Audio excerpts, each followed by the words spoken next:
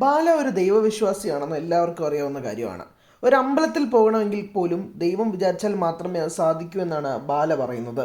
ഒരുപാട് തിരക്കാണ് ക്ഷേത്രത്തിൽ, എന്നിട്ടും മഹാദേവനെ കണ്ടു തൊഴാൻ സാധിച്ചു.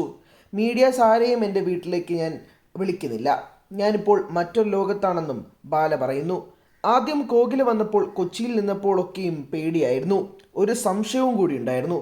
പക്ഷേ ഇവിടെ വന്നപ്പോൾ ശരിക്കും മലയാളികൾ എന്താണ്, സ്നേഹം എന്താണ്, വൈക്കം എന്താണ്, ദൈവം തമ്പുരാൻ എന്താണ് എന്നൊക്കെ അറിയാൻ കഴിഞ്ഞു.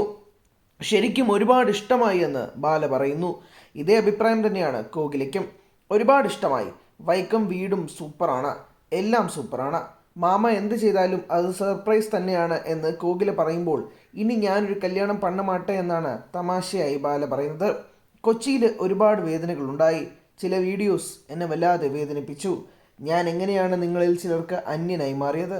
അത് എങ്ങനെ സംഭവിച്ചു? ഞാൻ ഇവിടെയും എല്ലാവർക്കും സഹായം ചെയ്യുന്നു. സ്കൂൾ കെട്ടാൻ പോവുകയാണ് എന്ന് ബാല പറയുകയും ചെയ്യുന്നു. ഒരാളുടെ ഹാർട്ട് ഓപ്പറേഷന് സഹായം ചെയ്യാൻ പോകുന്നു. ക്യാൻസർ പേഷ്യൻറ്റിനെ സഹായിക്കുന്നു. കുടുംബശ്രീക്ക് സഹായം ചെയ്യുന്നു. ഞാൻ എന്ത് ഭൂമിയിൽ കാല് ചവിട്ടിയാലും അവിടെ നന്നാക്കണം, എനിക്ക് അത്രയേ ഉള്ളൂ.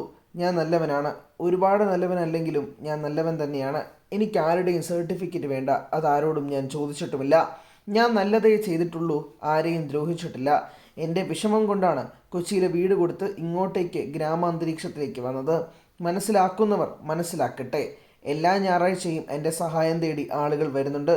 കുറച്ചു കാലം മെസ്സേഴ്സിനും ഭക്ഷണവും ഒന്നും ഉണ്ടാവില്ല. ഞാൻ ജീവിതത്തിൽ പേടിച്ച ചില നിമിഷങ്ങളുണ്ട്. അതിലൊന്നായിരുന്നു കണ്ണിന് വയ്യാതെ വന്നത്. ഇഷ്ടപ്പെട്ടാൽ ഇഷ്ടപ്പെടട്ടെ. എത്ര കോടിയുടെ വീടാണ് എന്നൊന്നും പറയാനാകില്ല. കോഹ്ലിയുടെ ആസ്തി എത്രയെന്ന് പറയട്ടെ എന്നും ബാല മാധ്യമങ്ങളോട് പറയുന്നുണ്ട്. എന്തായാലും കൊച്ചിയിലെ വീടൊക്കെ ഉപേക്ഷിച്ചുകൊണ്ട് ബാലയും കോഹ്ലിയും വല്ലാത്തൊരു ജീവിതം ജീവിക്കുകയാണ്.